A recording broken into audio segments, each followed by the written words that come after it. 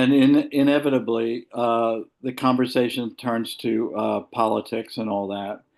And we were shocked, or I was shocked, I'll speak for myself, is a couple of people said that they're so distraught over the direction of the country that they're actually leaving the United States. One woman said they're moving to France. I have another friend who's already moved to Mexico, and another couple of people just kind of talked about it and kind of opening it up for consideration. There were other people who said that they're so distraught that they've stopped reading newspapers, they've stopped watching television news. They just want to amuse themselves with anything else so they don't have to think about what's going on. And then there were people who just said, I'm depressed, I'm demoralized, I don't know what to do. And I wanted to ask each of you on the call, how are you feeling? I mean, is this kind of, are you considering any drastic moves, or how do you kind of balance what's going on in the country with your everyday lives so as not to either make you very, very happy or very, very sad? Joanne? I'm in a group that has stopped watching news and only read selected parts of the paper, but that's only for periods of time. I always find myself sneaking back in and watching it again. I don't know if I'd call myself depressed, but I'm really upset. Yeah, yeah. What would you say upsets you the most? I mean, is it a specific policy change or a specific No, program? it's just all of it. It's All just of it. all of it. Yeah. I mean, as far as I'm concerned, he has done nothing that's been good for the country or for people or for anybody. Yeah. Okay. I think a lot of people would agree with you. Meryl, what do you think? I mean, I've never been a big newspaper reader. I have never sat here and watched the news. I watch it occasionally because I feel like we kind of have to know what's happening in the world. But I think about sounds that I hear in the neighborhood, knowing who some people believe in. I that I never heard before, and I think about a lot about being in crowds. I mean, I'm not sure I think any differently than I did before, and I'm not stopping my life. Hmm. I mean, our daughter and I were out last night shopping because she lost a ton of weight and she needed new clothes, and the girls are growing, so they needed clothes. We were in the mall. I wasn't paying attention to who was around me or what was going on. I mean, my husband still does his seminars 3 times a week for his business, and he's doing them. We're not stopping our lives. Well, that's good to know. We wouldn't want that to happen. Um, Benjamin, what do you think? Thank you, Michael. Greetings to all. So I'm in the camp of tuning out, where I grew up, and literally since I was 6 years old, I've been reading the LA Times every day, and I really can't read it too much anymore. And then my wife and I, we had, Morning Joe. Every morning we'd wake up and watch that together and enjoy it. And Nicole Wallace in the afternoon on my treadmill, what have you. Um, and we've tuned it out. I watch now. I'm reading a book, and which is good for me also. Watch some movies and things, but the news is out. The Really? newspaper I limit. In terms of this device, there are things that come in my feed. I pick up some of it because I am still a bit of a news junkie, but I really am trying to block it out. And other than the um, "oh wow" comment once in a while, I share with my wife, "Oh wow, you won't believe what he did today." We're really kind of tuning it out and looking at how can we do things locally for our community. Our careers, of course, are still priority.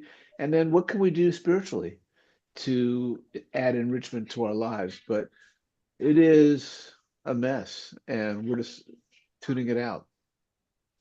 Yeah, and I want to apologize. I suspect there are most of the people on our call today are sort of left of center, and I know our congregation has lots of people right of center. I don't know that any will either now or in the future would join this conversation, but they're certainly welcome, and I'd love to hear alternative points of view.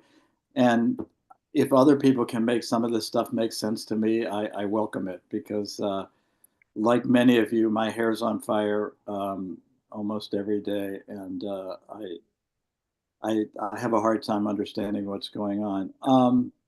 Herb and Sylvia, do you have any thoughts on this? What, have you changed anything? Are you thinking any crazy thoughts?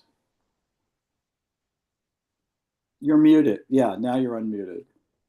Always thinking crazy thoughts, but various other types not related to what you're talking about. As I am, we read the news every day. Okay. I've been watching television news years and years and years. Mostly the New York Times, of course, the leftish whatever, and also the New Yorker. We like to read the New Yorker, especially she does. And we haven't decided to change anything because in our age group, I mean, it'll be difficult for us to move, that sort of thing. I think it's a mistake not to read stuff to know what's going on. Okay. I'm disgusted with it, but I'm not going to avoid reading about it. In fact, that's a major conversation point between us. I read something, say he's doing what, and she said, So I think we've all had that moment in the morning. Okay, a couple of, I don't know, 2 years ago, 3 years ago, we stopped getting the Los Angeles Times. When the New York Times became available for home delivery, I started getting it on Sundays, which is what I do most all day on Sunday. But we continued with the LA Times, and then I just got so disgusted. I don't need to be paying for birdcage liner when we don't have a bird. I read the New York Times, I read the letters to the editor. We're talking to ourselves. But then again, I tend to agree with what we are saying to ourselves. I don't know. There used to be a woman involved with sisterhood when I was president twice, who insisted that the New York Times was anti-Semitic and biased and everything else. I don't think so, but if it is, it's my type of bias. So I'll go with that. It doesn't comfort me, but I kind of feel a little more intelligent after I read it, and a sense that maybe I do know mostly what's going on in the world. Yeah, you said something. But I don't like what's going on in the world. Yeah, you said something that reminded me of an experience I had when I lived in Washington. I was in a cab one time, and all Washington cab drivers love to talk politics. So from my house to the bureau, he was just going on and on and on and on. And when he finally got to the bureau, as I was getting out of the car, he turned around and said, "And I agree with everything I just said." Joanne, you had your hand up? Yeah, I was just going to say I was with a group of people last weekend, and one of the fellow, and we all agreed with what we're talking about here, but he said, "Yeah, we're all unhappy, but a lot of people are not unhappy." Mm. And I don't know if that's true or not, but that's an think interesting thought. More than half the country is not unhappy. Yeah. That's not Well, just because they voted for them doesn't mean they're not happy now. yeah, right. No, I saw, one of the things he ran on was promising to lower prices for the people who voted for him.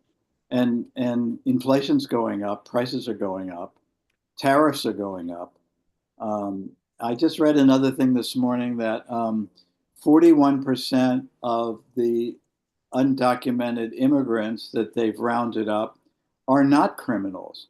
So presumably that would include those people who have legitimate jobs. They work in the fields, they work in manufacturing plants, they work in slaughterhouses, they pay their bills, they pay their taxes. And finding Americans who actually want to replace them in those jobs, I think it's going to be a tough. Not going to happen. It may not even happen. And if it does, Americans demand higher wages. So that's going to add to costs of stuff. So a lot of this stuff seems backward oriented to me. And I don't know where it's going to go. Hang on, Mark, let me introduce Mark Drexler, who's a friend of mine. He lives in Oakland. and he wanted to join our group just to chime in. Mark, go ahead. So I'm happy to be in this group, and Benjamin, like you, I stopped. I turn off the news. I used to have it on right away. Before I even took my dog for a walk or had coffee. Just I'm a news junkie too, and like to debate different issues. But I stopped that. I listen to more music and sports podcast and a little bit of politics, but not too much. And really, the only program I watch or tape is MSNBC's Stephanie Roll, the 11th hour, because the last 5 minutes she has something positive that's going on. And I was at the Clinton conference. I work for a youth mental health nonprofit. I met her briefly in September and really like her approach. And this last story, and I texted it to you, Michael, if you want to send it out, was about Marian Tursky. He's a Holocaust survivor who warned of the danger of indifference, and he died at 98 yesterday. And his exact quote was, "The 11th commandment is, thou shalt not be indifferent." And I'm really taking that to heart on some of my Zoom calls this morning and talking to people, that we can't be indifferent about whatever issues are involved. If you feel passionate about it, go 110%. And and I'm really looking at craving community. I think a lot of us are craving community, especially during these difficult times, and not to be isolated. Like there's a Holocaust event at the temple tonight that I'm going to with my wife, and going to other things like that, that are spiritual, community based. Going to a family bar mitzvah in upstate New York in a couple weeks. Um, The you know, snow. it's really important not to be isolated and just get so worked up. And I just start thinking about how the Trump administration is selling out Ukraine. My mother's from Lviv originally. I'm happy to be in this community, offer any kind of advice I can give, and just go fearlessly forward, because I don't want to be complicit in all the crap. One of the things that I've started to see on social media is, well, let me preface this by saying a lot of what I heard over the weekend from people was, what can I do? Is there anything I can do that's going to make any kind of a difference? And I've seen now on social media that some people are starting to argue for a day of one day a month for an economic boycott Mm-hmm. of major chains and major businesses.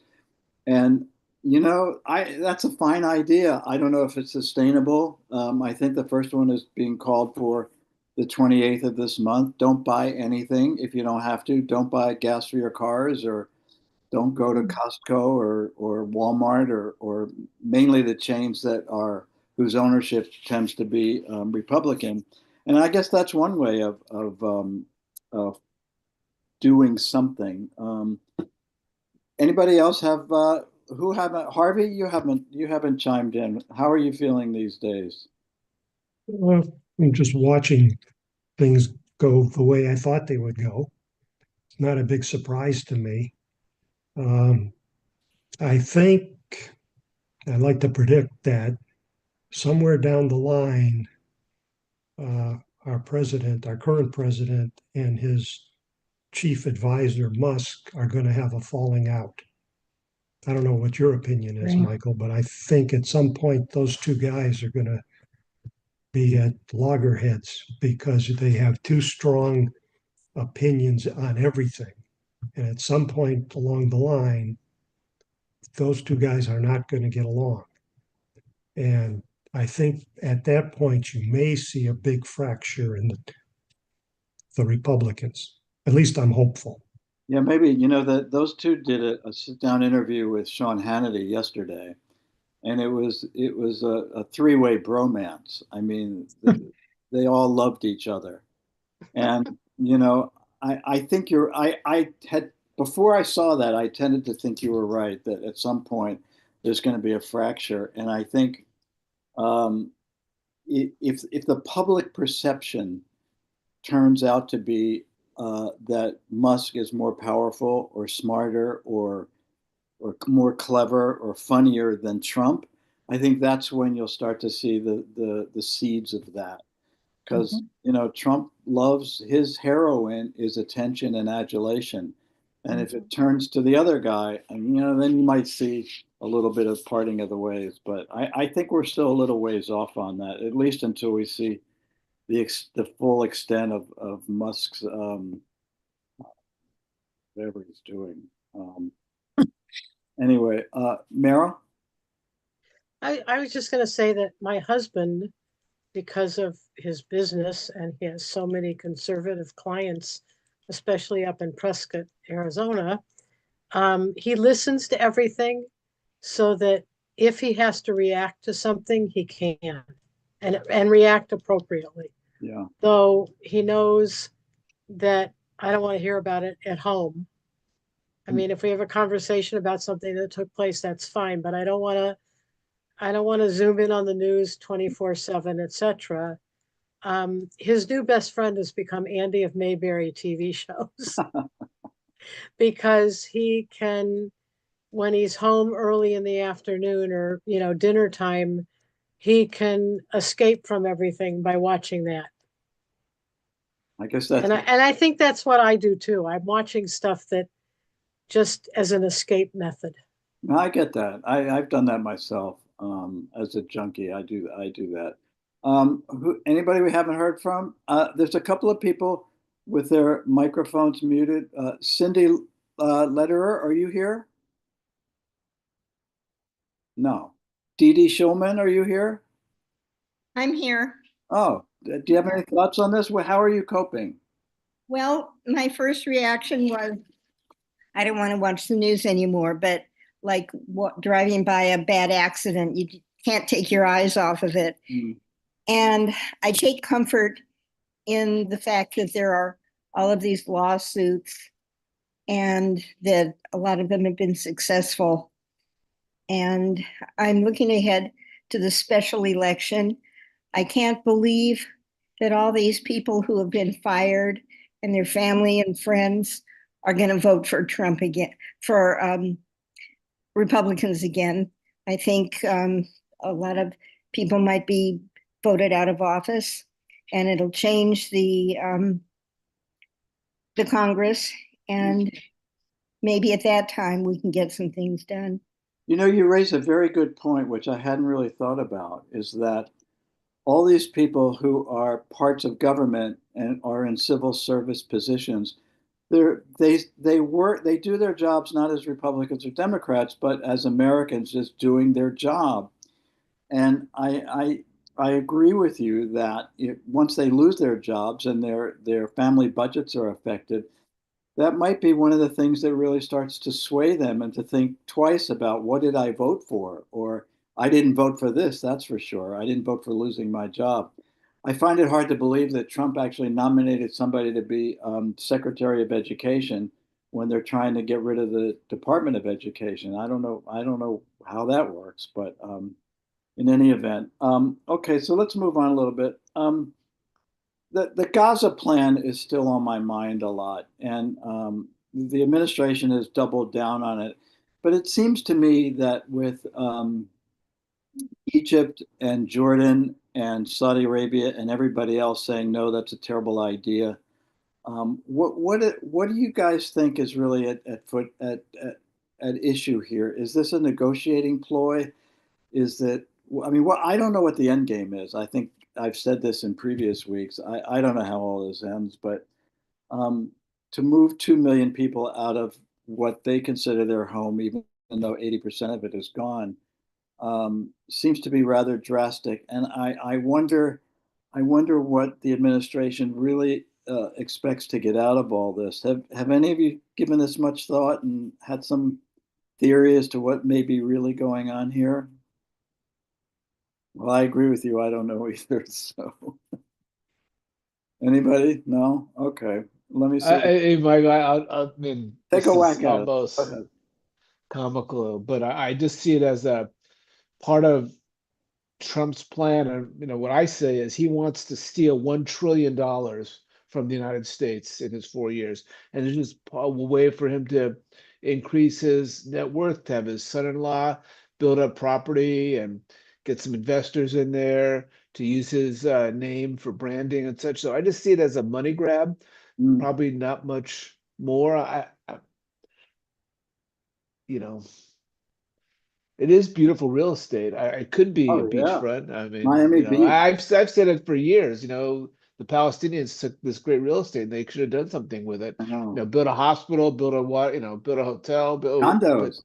yeah, they built tunnels and No, condos. missiles. They should have built Con condos. Yeah, but I just see it as a money grab, Yeah, basically. yeah, Because I just think that is his motive. That is his motivation. Is how can he enrich himself in the office? yeah, yeah. Meryl, did you have your It's hand a up? I feel like, well, and I think it's the same thing that Benjamin just said. It's a power grab. Yeah. If I can do this and manage all of this, then I'm better than everyone else. And Yeah. and Well, whatever money he can get out of it by selling those condos and everything else, that's his thing, is to be better, bigger and better, and not care whose toes he steps on doing it. but could it also be a way to create more leverage on other countries in the region for whatever purposes? I mean, whether it's for essential metals, whether it's for oil or something, just to what's that theory, the crazy man theory of government, that you don't know how, you have no idea what he's doing, but he has a specific strategy in mind, and it could wind up having something to do with sanctions or oil money or something. I just think I don't think it's realistic. Everybody has turned against it, and which means they have to know that, and they must have some alternative plan, but I don't know what that is. So, okay. The other thing that I found fascinating in the last few days is this fracturing of the U.S. relations with Europe, um, and standing down from support of Ukraine. And this new interest in, as we've seen with the vice president, of talking to far right wing groups and telling the leadership of in the major European countries, you know, be more open to right wing voices because that's freedom of speech.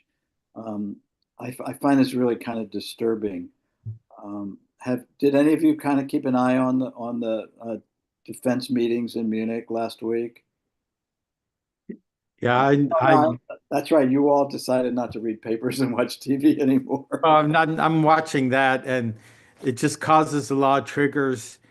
And I feel like what's happening, a lot of people, the pundits are saying, well, it's 1938. I said it's 1939 when, the Soviets, or the Russians at that time, and the Germans divided up Poland. And I feel that's what's happening with these talks in Saudi Arabia, and little Marco just going along with it as opposed to what he really believes. As Secretary of State is really, really scary. And when you have the defense secretary, I can't even say his name, and the vice president lecturing the Europeans on who they should be supporting, um, it's just it's just mind-boggling. I mean, it's like, you know, the Marshall Plan didn't exist, or the rebuilding of Europe, and the Berlin Wall didn't come down. It's like, it's revisionist history. And I just, like I said before, I just feel like Ukraine's going to be sold out, and it's just, it's going to be terrible for the world. And the Europeans, they need to get their armies together and support Ukraine and support themselves, because Putin's not going to stop once there is a negotiated settlement. Yeah, I think a lot of the conversations in Europe are now focused on what efforts of their own defense they can start to ramp up, because they know the U.S. may not have their back anymore. Sylvia? I think it's ironic that the man whose name I won't speak either, thinks that there is such a thing as freedom of speech for the far right parties in Europe, when the current administration does not believe in free speech for anybody except the current administration. No. They are squishing any left or left of center voices. They are lying about all kinds of stuff in the name of their right to say what they want. I don't know how we push back at this, but it's not revisionist history. It's not revising anything. It's absolute lies. Yeah, I think that's true. You know, it's gotten to the point, even with your point on free speech, the administration has shut out the Associated Press from the White House, from the Pentagon, and now they're considering other agencies. Why? Because the AP still refers to it as the Gulf of Mexico. And they said until the AP starts calling it the Gulf of America, they will not have access to the daily press briefings or in any of the major agencies in the country, in Washington, including the White House. Which I think you're right. I think there's a little bit of hypocrisy there, but be that as it may. Yeah, and also the Broligarchy, the Googles of the world have, capitulated with all that, even on Google Maps, and like they're pretty powerful people, and they're just like rolling over. Yeah, but I don't think anybody's really calling it the Gulf of America right now, except maybe people in the White House. But that's patronizing. That's it. Yeah, yeah. What? Let me move on to something different.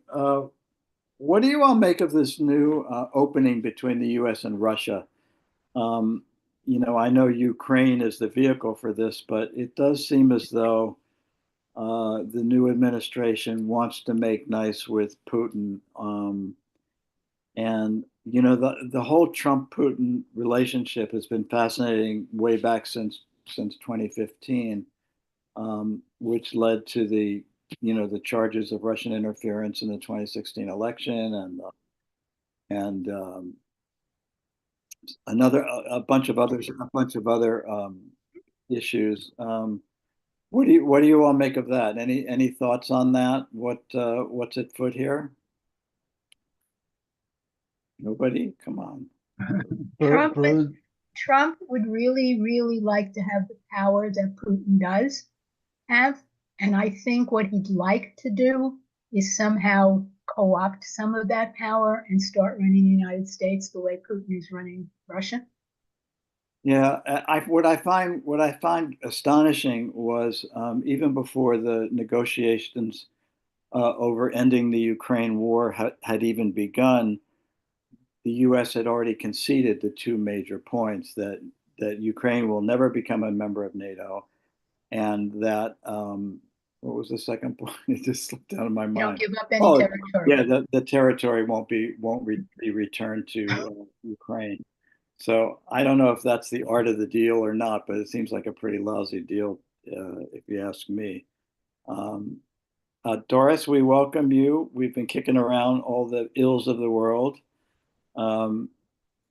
Anything bothering you these days? What's Me? Oh, yeah, are you reading papers or watching TV? yes, all the time. I read the Times every day, do the crossword puzzle, and I watch Fox every day, all the time. Wow, okay. That's basically And why is Fox the only news channel you watch? pretty much, yeah. Okay. So are you happy with the direction of the country in large measure? Now, yes. Now with Trump in office, absolutely, yeah. And what is it about his new policies that you're most satisfied with? Are you talking about the school, about reading, writing, and that Well, sort of whatever. He's got his fingers in so many pies now. I yeah, mean, yeah. what do you think is been the most the best ideas he's put forward? Well, first of all, to get rid of everybody coming in from the south, get rid of that block, put the put the wall up and take care of that. There's too many bad people coming into this country. Okay, and you know that the number of people coming into the country had virtually stopped before the election. So just so we're clear on that. And Doris, I can't tell you how happy I am to have you in this group because you're a voice in the wilderness. That's correct. I know that. Okay, but no, I think it's important for us to hear you because we're so many of us on this call. I shouldn't say us, I'm the moderator, I should be neutral. A lot of people are just, gobsmacked by so many things that are going on. And it's rare that we really get to hear a reasoned explanation from a Trump supporter about Thank you. why you're in favor of that. So I really respect your views here. Thank you. And because you came in late, and at the risk of sounding a little repetitious, we were talking about the Gaza plan to remove the Palestinians and create the Riviera of the Middle East. I mean, how do you feel about that issue? Well, I'm not 100% certain that I've had a chance to digest it.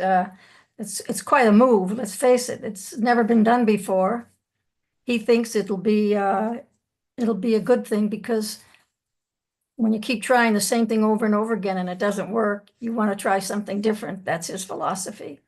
Do you think that proposal was a way to get others in the region, other countries in the region, to, if not accept this proposal, to think outside the box on some other ways to solve the eternal conflicts? I don't know the answer to that. Okay, all right, fair enough. Okay, well, I'm really glad you're here. Thank you. Because you expand our understanding of a lot of stuff. So we were talking about relations between the U.S. and Russia and try to understand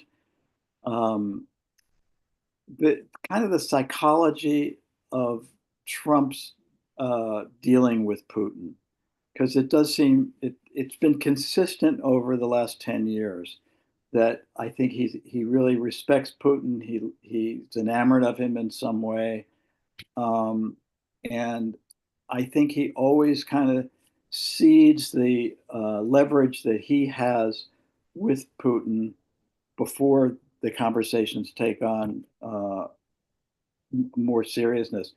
And I wonder how you see it. I'm not gonna bang on you the whole time, but it's good for the rest of us to hear what you think. His relationship with Putin, you're saying? Yeah. Well, I think he believes in talking to people, Right.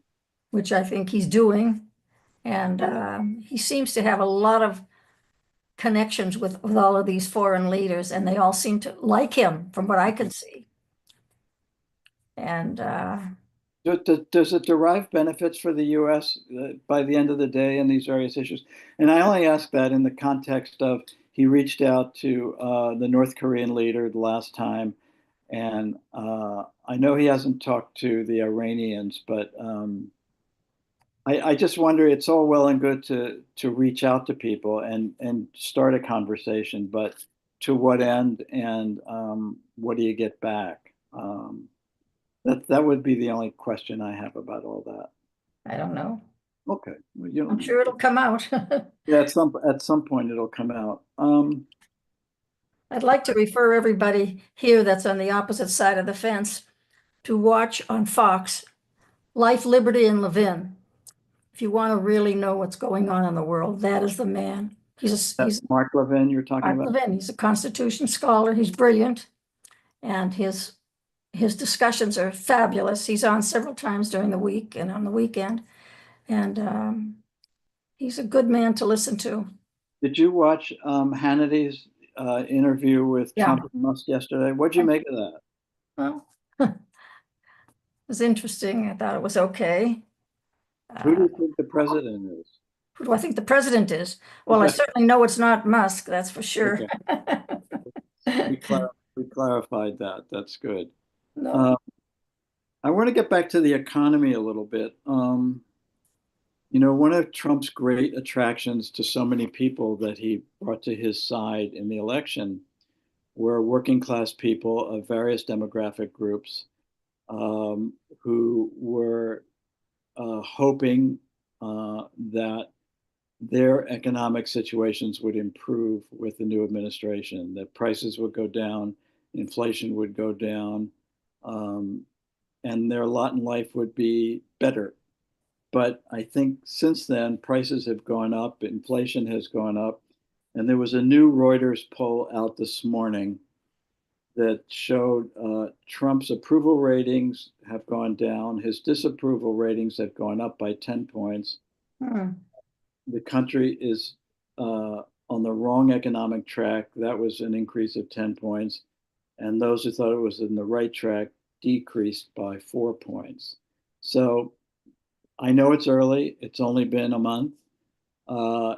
He inherited a certain, one situation from the previous administration, but those economic indicators are not great if you're in power right now. And I wonder, have any of you in your just comings and goings seen a change in prices? Have you noticed that anywhere? I just wanted to comment this morning. I heard that a lot of the Democrats are going over to Trump's side. A lot of Democrats are going over to Over Trump's. to Trump's side. Yeah, I just heard it this morning. And on what issue and where did you hear it? I heard it on the news just this morning. Okay. And going over to Trump's side just in general or on specific issues? In general. All right. I'll wait till I need to read that story or wherever. Listen to it this morning. Listen to it when you get home. Yeah. Okay. All right. Well, I am home, so that's half the Oh. Have any of you seen price increases in the grocery store or anywhere else? Any other goods? Meryl, you're shaking your head yes.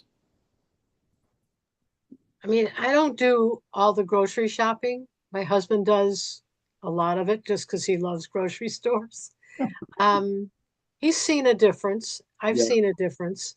And I mean, the big joke, however you want to call it, is people on social media discussing the price of eggs and what stores Yeah. they're going to. Mhm. But there are certain things that we buy mostly because of my dietary needs, being a diabetic. And we're finding that those have gone up. The other thing that living here in Scottsdale is all of the private owned grocery stores. Some of them are part of Safeway, some of them are part of other places, but I hear comments about how much they charged for what they paid 3 weeks ago. Oh, interesting. Okay. And I mean, they don't, it's a lot of it is like soda, pre-cooked items, like stuff we would take to a baseball game, like chicken, soda, sandwiches. Just basic stuff. That's the basic stuff that people are commenting on. Yeah, with regard to eggs, I will say the bird flu issue has played a role in that. Right. But I don't know if I don't know what's causing the increase in prices and everything else, but I know the price of eggs has really fluctuated, and I think that has something to do with it. Who else? Somebody else wanted to say something. Was it Sylvia? Were you going to weigh in? You're muted. Sylvia, I'm sorry. There you go. I grocery shop once a week for most things that we need, and then I pop in on other stores for things that they carry that no one else has. But for what it's worth, the price of eggs at Gelson's yesterday was $4 a dozen cheaper than at Ralph's. Wow. Gelson's. Wow. Gelson's. All right. But I'm discovering that every week the price of the stuff that I buy every week I'm spending anywhere from 10 to 15% more this week versus last week versus the week before. I understand about bird flu. I don't understand about an awful lot of other things that keep going up astronomically. I know that I tend to be a little reckless and buy things like raspberries, but okay. But I just find the basic stuff that I need And I'm a coupon shopper and a bargain shopper and all that sort of stuff. I am spending way more on a weekly basis for the same food or less. Hmm. And restaurants, have you all noticed any change at restaurants? Oh, definitely, definitely. What do you make of that, Doris? Why do you think that's? We eat out all the time, and I've noticed that the prices have surged. And we still go and enjoy, but all the restaurants that we've gone to Yeah, I agree with that. Restaurant prices are really up. have I gone mean, crazy. can't go out to lunch now for less than $25 Yeah, What? yeah. I'm not for a quite sure. sandwich. Yeah, I agree with that. But I don't know why restaurants in particular, the in price increase percentage wise is really significant. I mean, most entrees, like a dinner entree at a restaurant, $45, not uncommon to see. And then you tack on, I love how they now almost don't give you a choice in how much tipping to do because it's Yeah, all right. spelled out on that little machine. And you feel like a jerk if you take the lesser of the choices. You feel like a cheapskate or something. Um, my wife and I rarely go to restaurants anymore because she's a great cook and we eat much better at home and much cheaper. So that's off the boards for us for the most part. Have you seen any other besides food? We have an electric car, so I don't know what gas prices are doing anymore, but are they going up substantially too, or are they about the same? Anybody notice? I think they're They're going all up. over the place here. Yeah. All over the place there, yeah. I mean, I've seen gas at $5, mostly around 4.90, anywhere 4.50 to 4.90. Yes, but it really hasn't come down appreciably certainly not in California. Well, not in LA. I mean, I still see it in the high fours and okay, there's one gas station I see at the corner of I think it's La Cienega and either Beverly or Third. It's like $7 a gallon or something. And Whoa, I that's don't a know lot. anybody That's a goes. lot. It's not I like haven't seen any place that high here. I mean, I've seen some of the chains that were higher before are now really high, $4 plus a gallon. There's a And there 7 are some places that have lowered their prices. I mean, my son-in-law and my husband have a joke. Whenever they see cheaper gas, they call each other and go running to those gas stations just for the sake of saying they found it. They But found, it's not, I mean, certain chains are just high. If somebody else is driving, I notice it. And if certain chains have become way higher, yeah. yet they all get their gas from the same refineries for the most part. I know the national average is always substantially lower than California because California has a certain mix that they have to do to keep Right. emissions down. But I know, like in Texas, you can get $2.50, $3 a gallon because really? the Wow. refineries there, and Yeah, but you have to live in Texas to do that. yeah, but there's no state income tax, so there's that. There's also no government services, so there's that. I just saw just before this our panel started, I saw on CNN that it said Kentucky Fried Chicken is leaving Kentucky to go to Texas. I don't know if they're going to change it to Texas Fried Chicken or what, but I imagine the tax situation is one of the main reasons why Huh. they're doing that. Yeah, when Mitch McConnell retires from the Senate, he's going to be CEO of KFC. Well, it'll be TLC. He's going to have to move to Texas. I've got one that has gone up significantly is veterinary services for my two dogs. And I live this charmed life where, fortunately we can afford it, but really the veterinary charges have gone way up for just basic or sick dog care. Do you think that's because I suspect that maybe I've read this somewhere that there are fewer veterinarians?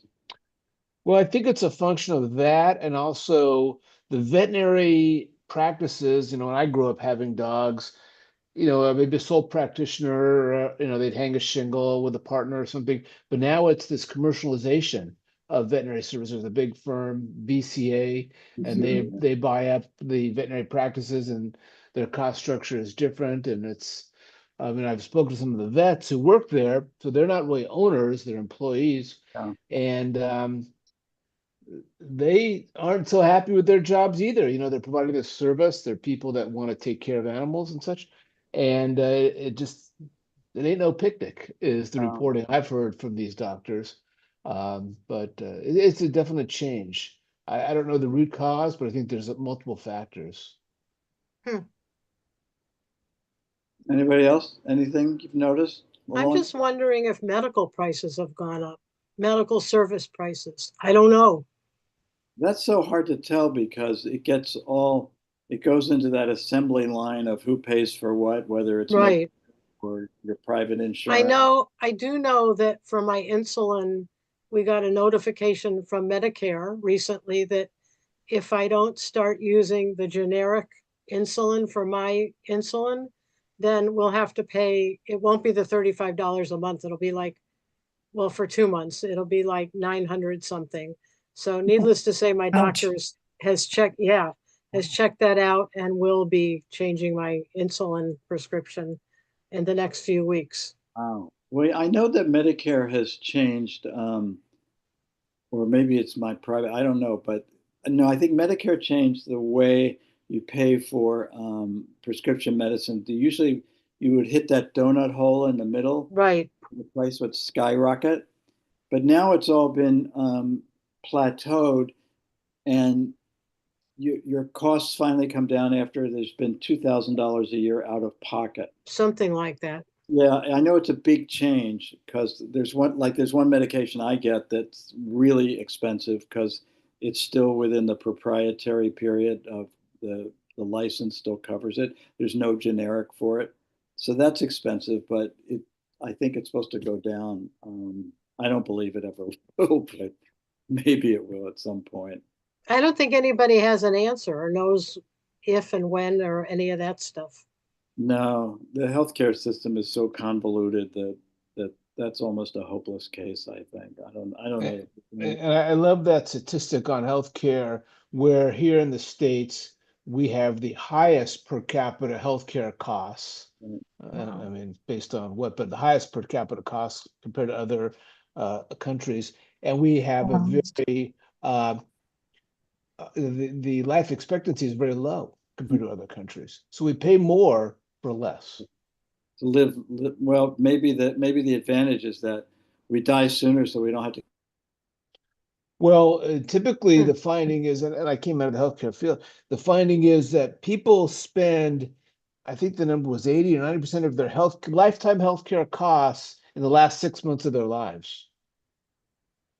Because some of you notice that the doctors are now becoming concierge doctors. That's been going on here for quite some time. Yeah. Yeah. A lot of them are doctors that we've had for years now. All of a sudden, she's having a concierge fee. So yeah, I think that's true. A lot of doctors are, and never had one before. Yeah, and a lot of them no longer accept Medicare patients because the Medicare reimbursement rate is so low. Or new patients, they don't accept either. Yeah. Or new patients, yeah. Well, at some point they will need some new patients. Let's see how much time we have. We have about 10 minutes left. In a kind of an amusing way, I think about which Trump will be the next Trump to be president.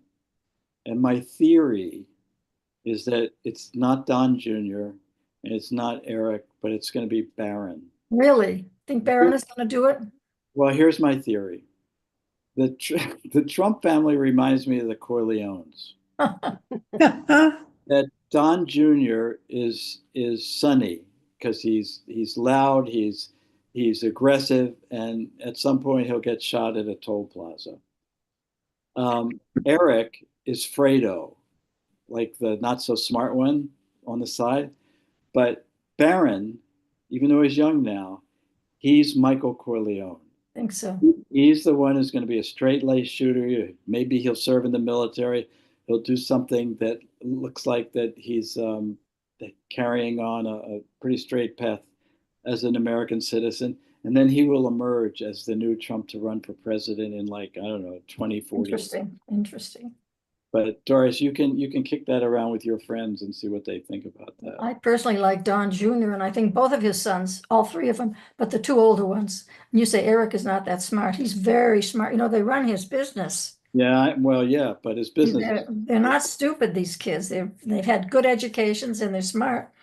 Who will be the next president? I think J.D. Vance maybe will be coming up the line. But Trump disavowed that. Do you remember when he said that he was asked, do you see J.D. Vance as the future of the MAGA movement? And he said no. Really? Oh. Yeah, and I think that was actually a smart answer because there's a lot of young, talented Republicans in the Congress and in governorships around the country who may be, better candidates. I mean, Vance is a lightning rod. I mean, just think about that speech he gave at the Munich Defense Security Council. I mean, he's very smart. Yeah. He's very smart, but he's also a little scary to a lot of people, including some Republicans who don't think we should be that way out there. But anyway, I'm not going to speak for the Republicans or Vice President Vance. So let's see, we got a few minutes left. Go ahead, Sylvia. Yeah. Okay. Wanted to tell the group, UCLA Berkeley Center is doing a webinar on March 11th at 11 o'clock, which is a Tuesday morning. They're having a man named Haviv Rettig, and I'm not sure I'm pronouncing this right, Gur, who's an analyst for the Times of Israel. This is the Daniel Pearl Memorial Lecture. Anyway, it's free. It's online. You do need a reservation in order to get the Zoom link. And you can probably find it by going to UCLA Berkeley Center. Or if you'd like, you can contact me and I'll forward the announcement to you. If you want me to, I can put our email address in the chat and you can get in touch with me if that's what you want to do. That would be great. That would be great. I encourage all of you to find some more friends to join our conversation because I find it really fun. I hope you do too. And I'm sure there are more people in the congregation who follow the news, or maybe now they don't and just watch cartoons. I'd love to beef this up a little bit, get some more people. I thought I saw somebody else's hand go up. No? Anything? Is there anything? Yeah, Harvey, go ahead. I was going to say earlier when you were talking about gasoline prices, I heard last week, I think it was, on KNX News Radio, that there was a fire at a refinery up north. And after that, the price of gasoline down here went up 30 or 40 cents a gallon. I think that So that might be what you're talking about, what we're all seeing. I think whenever there's a disruption in supply, there's a disruption, but we don't know if it's going to take a long time to fix this or a short time, but summer's coming and that's when they change blends and they increase the price again. So I don't think it's coming down. Yeah. It's just going to go up and stay here and go up higher. And it's really hard for any single policy to do something about that because oil is fungible and it's a global commodity and it's inelastic. People have to buy it if they're. That's right. To some extent, it's inelastic. Or buy an electric car. Okay. Anybody else have any final thoughts? Who's gonna pay for the $250 billion in the fire damage and loss, productivity, we don't know what the federal government's going to do with respect to California yet, whether they're going to cut off funds or what. I was reading something this morning about how Mayor Bass is really in a bind now because her big issue is homelessness. Then she's got the fires, and I don't think she got high marks for how she handled that. And now that the fires are out, she's sort of gone back to homelessness. And I think that's a big, big question. And I don't think everybody knows what they're going to do, whether they're going to rebuild or sell or what. And I'm sure everybody here knows somebody who was affected by the fire. Yes, yes, definitely. Yeah, and my heart Definitely. goes out to those people because they're still paying rent or mortgage for, essentially a pile of ashes. And then they have to go find some other place to live and they have to pay for that. And we have a friend, thankfully she has a second home in Summerland, I think it's called, just south of Santa Barbara. So she has a landing zone, but most people don't. And I think the temple says that they've known 50 to 60 families. 50 families. 50 families, yeah, which is really sad. I mean, Horrible, horrible. it's really, really terrible. I wouldn't wish that on Did you say they still have to pay the mortgage off even though they don't have a home? Yeah, I think anymore? different banks have different programs. Some have kind of you can hold your mortgage payments in abeyance for a while, but I know when COVID hit, they did that. Mhm. But then they come back. I thought, oh, this is great. I don't have to pay my mortgage for a year. But then when that program ends, they roll those savings into your next year, and your mortgage and your monthly payment goes up. So Wow, I don't even know how great that is, but that seems horrible. it does seem horrible. It's all that stuff is horrible. But we just got lucky. We didn't get burned, thank God. No, my wife and I had to evacuate one night because we had a fire not too far from here, but they got to that one pretty quickly. But boy, those other ones, wow. I Yeah. talked to a friend of mine who drove out Sunset Boulevard, and when he got to where the Palisades started, where the fires were, he said, "You've seen all the pictures on TV. It's much worse when you see it in person." My son said the same thing. He said, you can't imagine what it looks like in person. It's horrible. Yeah. It's just, Yeah, I've been up there multiple times and Yeah.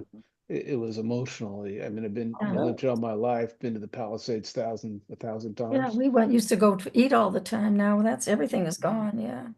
Mhm. That's really something. Such a And fabulous, Pat, it was a beautiful community. I love the Palisades. I think it was a terrific place to live. Not that I don't live there, I live in Brentwood, but I mean, the people that live there, it's just such a wonderful group of people and families that live up there. And now I don't know what they're gonna do. I think the Eaton area is even harder hit. Yeah, and that's a little bit sadder because most of those people are just working class people and they don't have the resources to overcome all that the way a lot of people in the Palisades, I'm assuming, can or do or will. Not necessarily, though. Not necessarily. Okay. Before I say goodbye, Doris, I invite you to join us every other Wednesday. We want to hear from you, okay? I'm usually here unless I forget about it. Okay. Well, no, it's important for us to hear your voice, even though we may not agree with you. They may want to shoot me. They may What want to shoot if you. I wore a MAGA hat? How would that affect everybody? I think they all sign off. Should I dare to do that? It wouldn't help her. What will you do? What'd you say, Herb? No, I think Harvey. Harvey, what did you say? What would you do? It's your appearance. I mean, go with what you want to do. Did anybody see that Curb Your Enthusiasm episode where Larry David didn't want to talk to anybody when he went to the restaurant, so he wore a MAGA hat and he kept everybody away from him? Are they back? I'd love to see them. I'm missing them. Yeah. Okay. Well, thank you, everybody. It was great to see Thank you. you. Please come back in 2 weeks. And Thank you. See you soon. Bring more people. Okay. Okay, We'll great. try. Thank you. Have a Take good care, Thanks. everybody. Have Be a safe, good day. everybody. Bye-bye. Bye.